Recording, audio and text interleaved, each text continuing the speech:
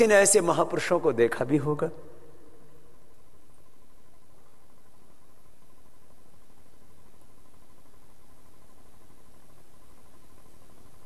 ऐसे महापुरुषों को मैंने भी अपनी आंखों से देखा है। एक स्वामी सोमानंद जी महाराज जी थे। एक कई बार ऐसे महापुरुष बहुत प्रसिद्ध हो जाते हैं, कई बार प्रसिद्ध नहीं होते हैं। प्रसिद्धि, उनकी लोक प्रतिष्ठा ये पैमाना नहीं है उनकी आत्मा प्रतिष्ठा का, उनकी भगवत्ता का ये पैरामीटर नहीं है।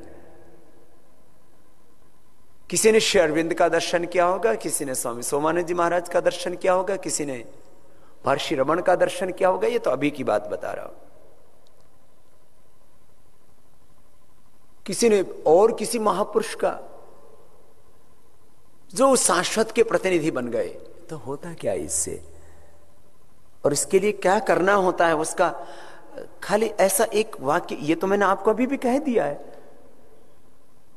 और हो सकता है जिनकी चेतना का स्तर इतना ऊंचा हो वो आज भी इसी भाव में प्रतिष्ठित हो जाए, आज से वो उस शाश्वत के एक आदर्श, एक सच्चे प्रतिनिधि के रूप में जीने लग जाए। और यदि ये हो जाए तो कितनी अच्छी बात होगी। और मैं तो इसीलिए आपको बार बार बुलाता हूं कि आप इस भाव में प्रतिष्ठापित हो जाए।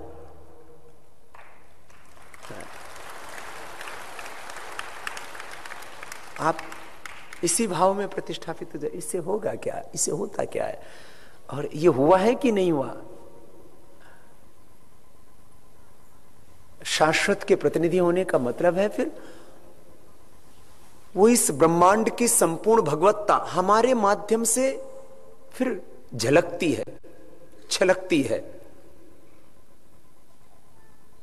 मस्तिष्क में उस भगवान का दिव्य ज्ञान उतरने लगता है, हम आत्मवेद हो जाते हैं।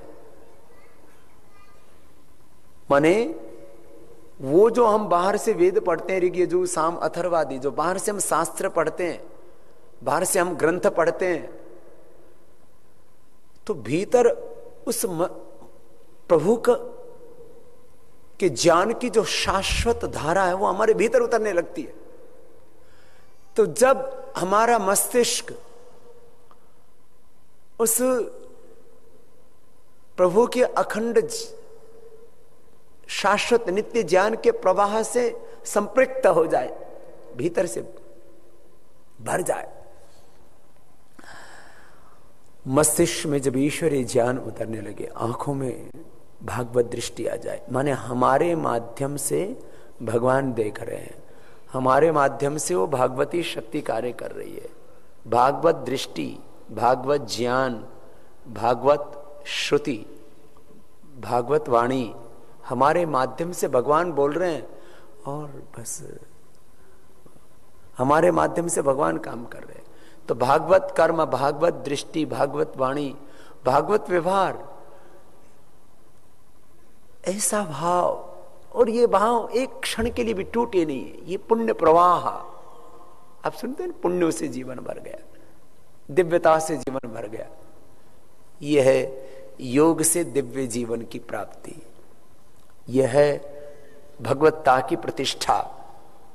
और जब एक एक व्यक्ति में भगवत्ता प्रतिष्ठित होती है, स्त्री में, पुरुष में, और वो दोनों विवाह भी किए हुए हैं, तो कोई फर्क नहीं पड़ता, उनका आत्म साक्षात्कार हो गया, उनकी मुक्ति हो गई, उनकी भक्ति पूरी हो गई, उनका योग पूरा हो गया, उनको योग सिद्ध हो गया। आप पति पत्नी हैं तो इसी भाव में जीना, हम दोनों ही भगवान के ही शाश्वत की प्रतिनिधि हैं।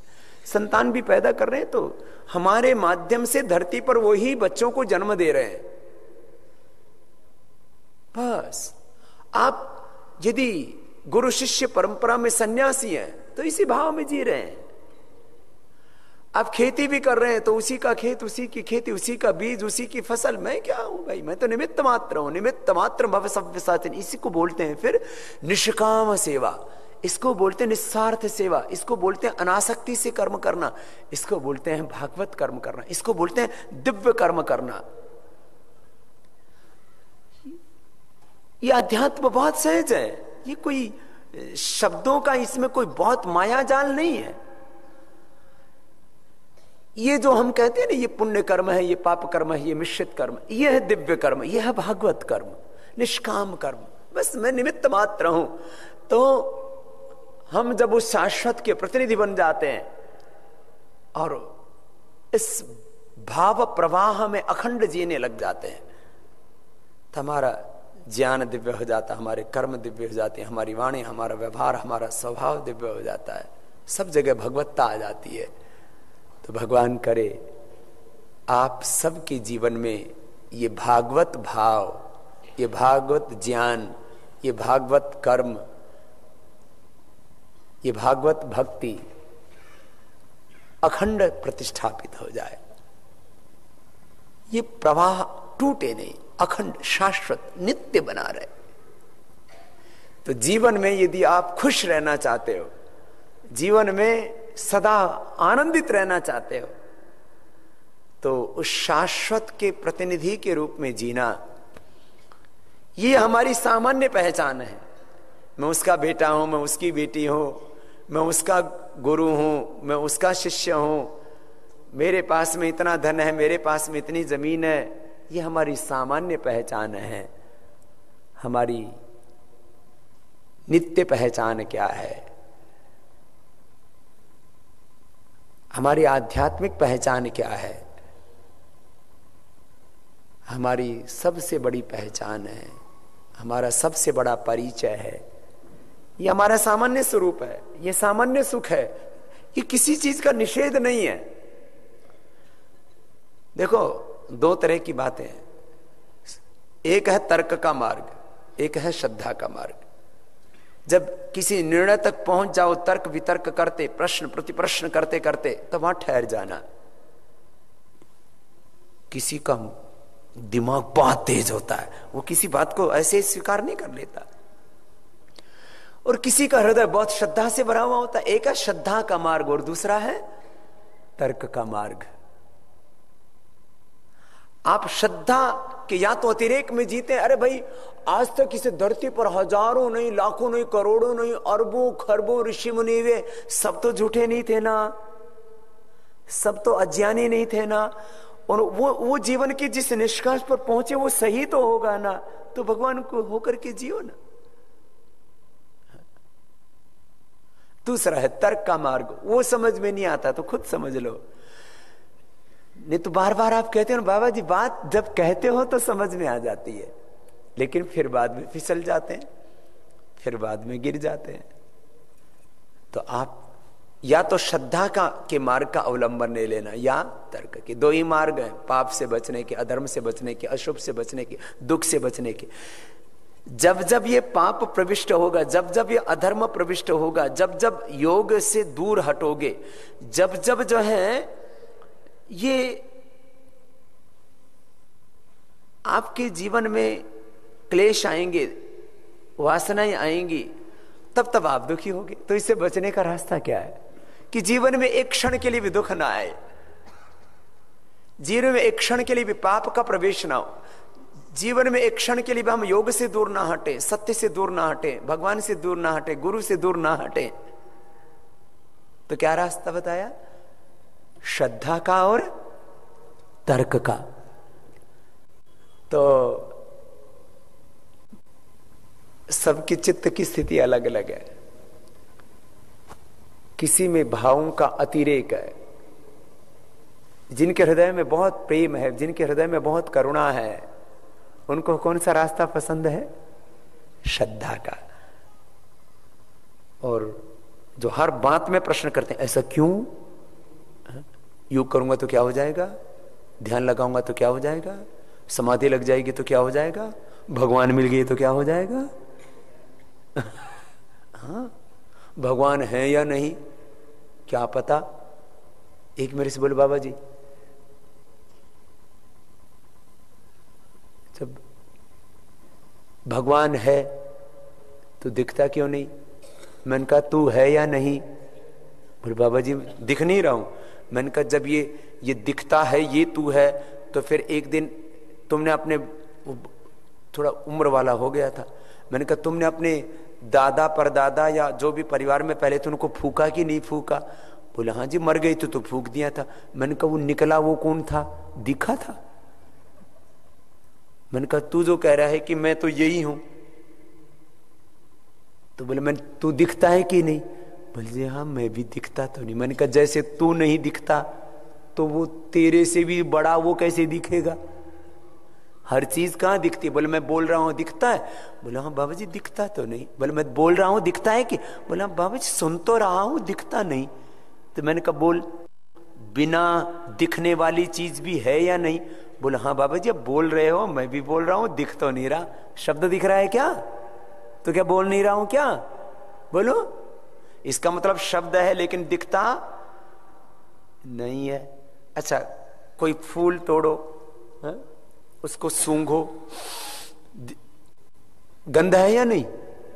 दिखती है, हरी है, नीली है, काली है, पीली है, ये तो रंग है। तो मैंने कहा जो दिखता है सब झूठ और जो नहीं दिखता है वही सच। अब तर्क करने वाला कह रहा है भगवान दिखता नहीं है इसलिए मैं नहीं मानता। तो मैंने उसको तर्क से समझाया कि जो दिखता है सब झूठ। दिखते तो रंग हैं, और रंग किससे निर्मित होते हैं? सूर्य की किरणों से। इंद्रधनुष दिखता है ना, बरसात के दिनों में इंद्रधनुष होता है कोई, वो ऐसे रंग बन जाते हैं। तो जो भी दिख रहा है वो सब झूठ, दिखते तो रंग हैं। अब इसकी मूल में जब जाएंगे, ये तत्व ज्ञान है, ये भी उपनिषदों की एक बहुत बड़ी विद्या है। ये सब है क्या? ये जो पूरा यूनिवर्स है ये दिखाई दे रहा है, ये तो झूठ है, नहीं दिखने वाले इसमें सत्य है। अब जल किससे बनता है? बोलो। हाइड्रोजन और हाइड्रोजन दिखता है, ऑक्सीजन दिखती है, और दोनों को मिला दो तो क्या बन गया? पानी। पानी दिखता है। इस रकम से पानी झूठा है, हाइड्रोजन और ऑक्सीजन वही सत्य है।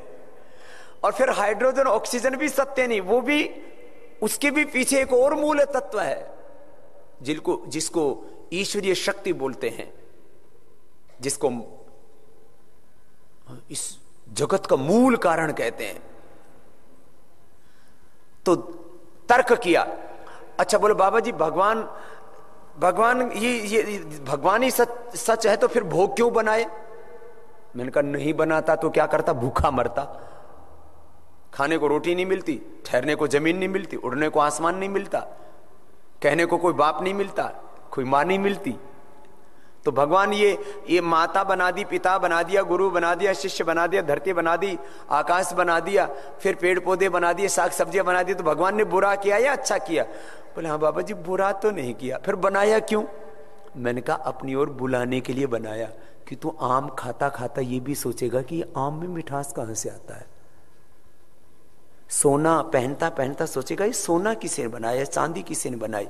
तो मैंने कहा ये भगवान ने सोना चांदी हीरे मोती फल शाक सब्जियां मेवे ये सब दुनिया फंसाने के लिए नहीं, अपनी ओर बुलाने के लिए बनाई है कि इनको देखता देखता उस तरफ तो पहुंचेगा। हाँ बोले बाबा जी कुछ बात तो समझ में आई। पहले बोल रहा था भगवान बड़ा बदमाश है, उसने हमें सबको फंसा दिया, इसमें माया बना दी और हमसे दूर हटा दिया। भगवान तो बहुत चालाक है, चतुर है, शातिर है। अच्छा मैंने कहा अब समझ में आया। हाँ बोले बाबा जी ये बात तो समझ में आती है कि इसमें थोड़ा थोड़ा सुख मिलता है। जिसने सारे फल बनाए, जिसने सारी सब्जियां बनाई, जिसने सारी औषधियां बनाई, जिसने सोना चांदी बनाया, जिसने सब स्त्रियां बनाई, जिसने सब बनाए, मुझे तो उसी के साथ करना है ब्याह, उससे करनी है सगाई। मेरे तो गिरधर गोपाल दूसरो न कोई। हाँ मेरे से बोल बाबा जी आपने शादी क्यों नहीं की? मैंने कहा जिस भाव में मैं जीता हूं उसमें तू जीने लगेगा तो तू भी नहीं करेगा। तूने एक स्त्री को अपना मान लिया, मैंने सब माँ बहन बेटियों को अपनी माँ बहन बेटी के रूप में स्वीकार कर लिया। तो मुझे यही नहीं पता लगता शादी किससे करूं, सभी तो मेरी है। जब सब मेरी है तो फिर एक को क्यों चुनूं? जिसने समष्टि को पा लिया फिर वो व्यष्टि से घृणा नहीं करता। हम किसी भी मां बहन बेटी से घृणा नहीं करते, सब मेरे ही रूप है, मेरे ही स्वरूप है। ये बनावटी बात नहीं है, ये यथार्थ है। अच्छा तो बोले बाबा जी चलो मान लिया, भगवान जी ने ये सब भी जो है, भगवान दिखता नहीं है फिर भी है, तो फिर बोले समझ में क्यों नहीं आता? अब बताओ समझ में क्यों नहीं आता? ये तर्क का मार्ग है। तो मैंने कहा भगवान ने दिमाग दिया था उसको पहचानने के लिए, पर तो इस्तेमाल कर रहा है उसको बुलाने के लिए। तो भगवान ने दिमाग नहीं दिया होता, पागल खाने में होता तो अच्छा होता है, या ठीक ठाक है, ठीक है। बोला हाँ बाबा जी पागल खाने वाला तो ठीक नहीं है। तो मैंने कहा भगवान ने दिमाग उसको पहचानने के लिए दिया था। इंसान दिमाग का इस्तेमाल उसको पहचानने के लिए कम, उसको भुलाने के लिए ज्यादा करता है, यही उसके दुख का कारण है। समझ में आई कुछ बात? बोले बाबा जी ये बातें समझ में तो आ जाती हैं, फिर भूल जाते हैं, फिर फंस जाते हैं। मैंने कहा फंसता किस में? बोले नहीं ये भी नहीं पता किस में फंसा हुआ हूं यही नहीं पता किस में फंसा हूं, लेकिन कुछ भूल भुलैया हो रहा है कुछ। तो एक है किसका मार्ग? श्रद्धा का। दूसरा, अच्छा आप में से ये श्रद्धा वाला मार्ग कितनों को पसंद है? कि भाई ठीक है मान लो भाई बड़े बुजुर्ग जो लाखों करोड़ों लोग हो गए, सबने कहा भगवान है तो होगा ही, ठीक है चलो। और तर्क वाला मार्ग कितनों को पसंद है? और बाकी कौन से हैं जिनको ये दोनों ही मार्ग नहीं है? दोनों ही पसंद है। अच्छा दोनों ही पसंद है कुछ द्वैतवादी है। किसी को तो यही नहीं पता लगा कि मैंने क्या पूछा है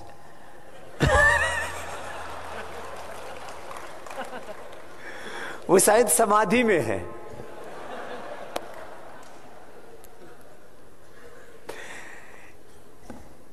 हाँ ये भाव समाधि है। सत्संग करते करते भी समाधि लग जाती है। हाँ बोले बाबा जी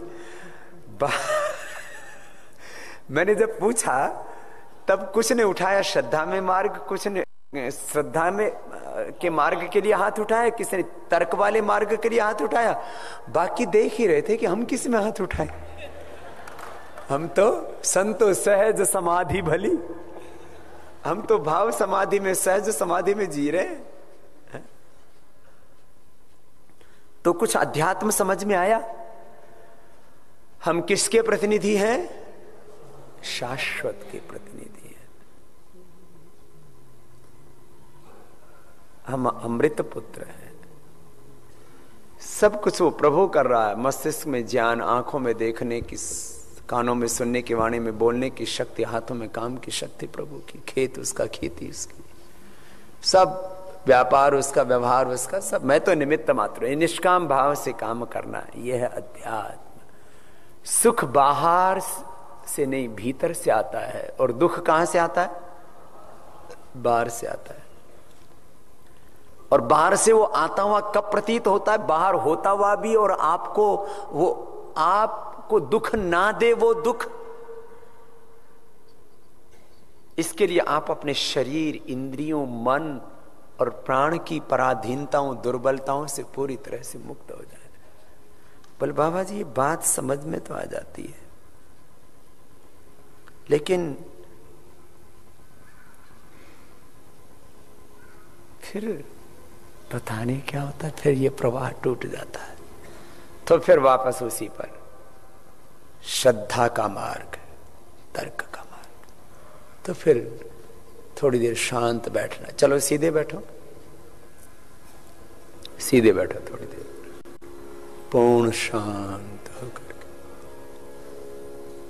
जब कभी मन भटकने लगे, जब मन अशांत होने लगे, जब ये शाश्वत अखंड नित्य प्रवाह सुख का, शांति का, आनंद का टूटने लगे, तो क्या करना? श्वासों पर ध्यान करना, पूर्ण शांत हो जाना। आंखें बंद कर लो, दोनों हाथ घुटनों पर धर लो। ये ध्यान योग है। ध्यान से सब दुखों से मुक्ति मिलेगी, योग से सब दुखों से मुक्ति मिलेगी, और योग से ही फिर ये दिव्य ज्ञान मिलेगा, दिव्य दृष्टि मिलेगी, दिव्य श्रुति से, दिव्य वाणी से, दिव्य आहार, दिव्य विचार, दिव्य जीवन से हम युक्त होंगे।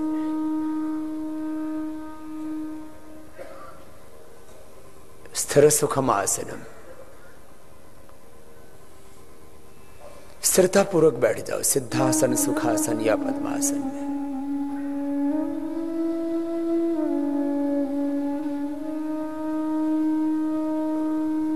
श्वासों पर मन को टिकाओ।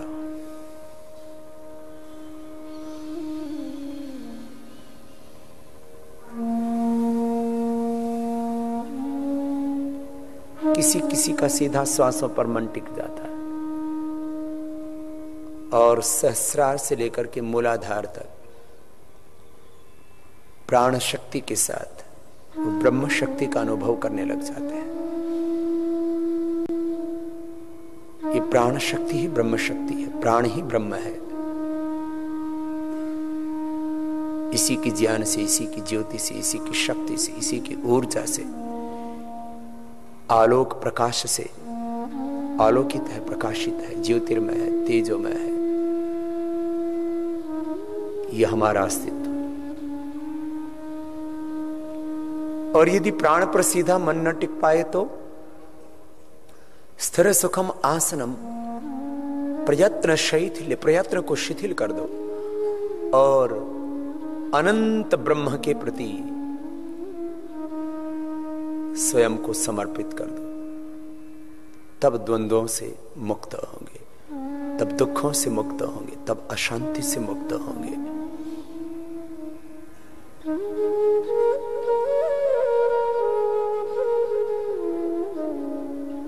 शरीर से पहले भी हमारा अस्तित्व था, शरीर के बाद भी हमारा अस्तित्व रहता। यतो वा इमानि भूतानि जायन्ते येन जातानि जीवन्ते यत् प्रयन्ति अभिसंविशन्ति तद्विजिज्ञासस्व तद्ब्रह्मेति।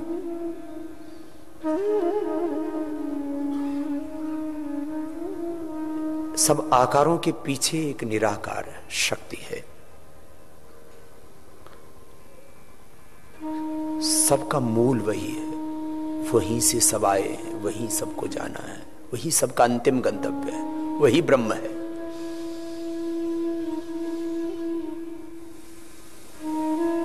आत्माधिष्ठान में, इस रूहानी दुनिया में प्रवेश पाने के लिए प्राण माध्यम है। किसी भी गंतव्य तक, लक्ष्य ध्येय तक पहुंचने के लिए कोई माध्यम होता है, तो ये प्राण माध्यम है। अब प्राण के साथ प्रणव की आराधना, प्राण शक्ति और ब्रह्म शक्ति की अनुभूति में आपको थोड़ी दिक्कत है तो पहले अपने देह को शिथिल छोड़ो। इसको योग निद्रा कहते हैं, शिथिलीकरण की क्रिया। इसको बैठ के भी कर सकते हैं, लेट के भी कर सकते हैं। संकल्प से शिथिल कर दिया माथे को, माथा सहज है, शिथिल है। एक प्रक्रिया योग निद्रा से ध्यान में, समाधि अवस्था में प्रवेश की प्रक्रिया। प्राणों के माध्यम से रूहानी दुनिया में, आत्मालोक में प्रवेश करने की प्रक्रिया।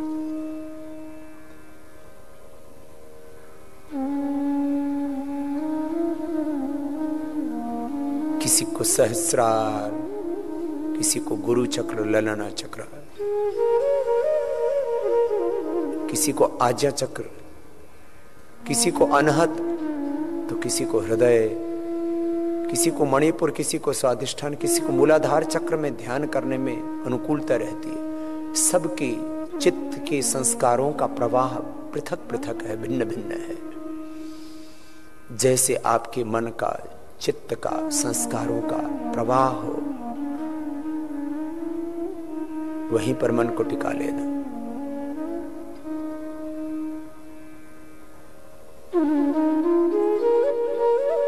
आज्ञा चक्र, सहस्रार चक्र, हृदय चक्र, किसी भी एक चक्र में मन को टिका देते हैं। मानव को दोनों स्तनों के मध्य में जो हृदयाकाश है, हृदय गुहा है,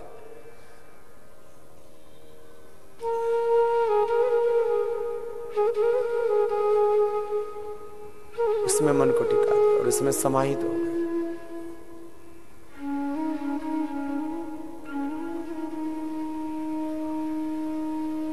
तदा दृष्टुः स्वरूप अवस्थानम, अपने आत्माधिष्ठान में प्रतिष्ठित हो गए।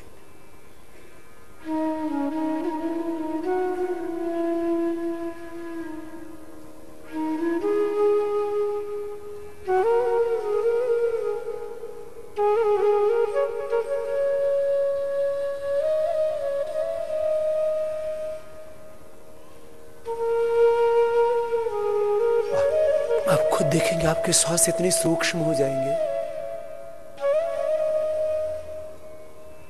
श्वास चलते हुए भी ना चलते हुए जैसे अनुभव में आएंगे। इसी को बोलते हैं कि नाक के सामने रुई भी रखोगे तो हिलेगी नहीं, इतना सूक्ष्म हो जाएगा, इतना दीर्घ और सूक्ष्म होगा श्वास आपका। और निरंतर इसी प्रवाह में टिके रहना। सत दीर्घ काल निरंतर सत्कार आसिवता दृढ़ भूमि, श्रद्धा वीर्य स्मृति समाधि प्रज्ञा पूर्वक इतरेश।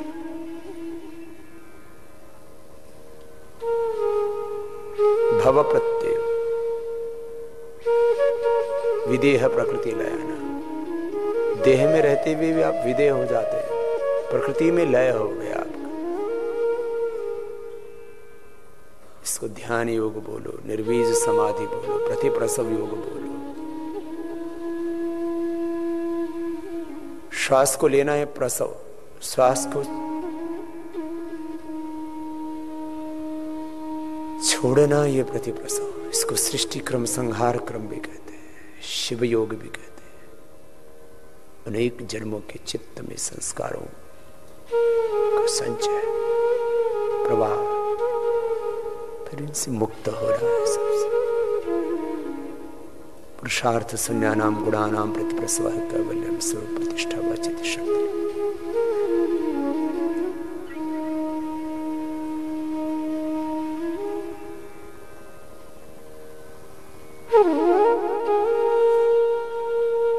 हर श्वास के साथ ओम का ध्यान करते रहना। श्वास अंदर भरा ना, तब मन ही मन में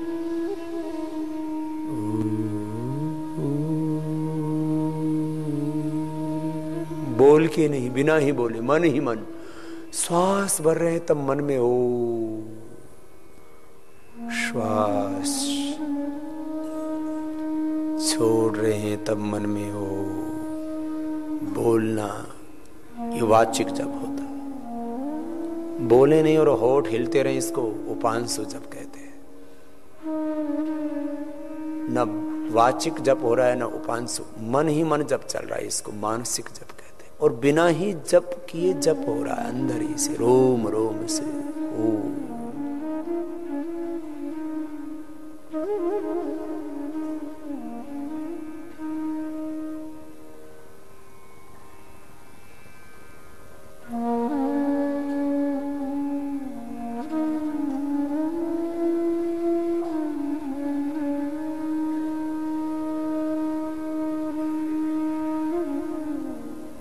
ऐसे नासिकाग्र पर अथवा किसी चक्र विशेष में मन को केंद्रित करके प्राणों के साथ ओंकार का जप करना, ये ध्यान योग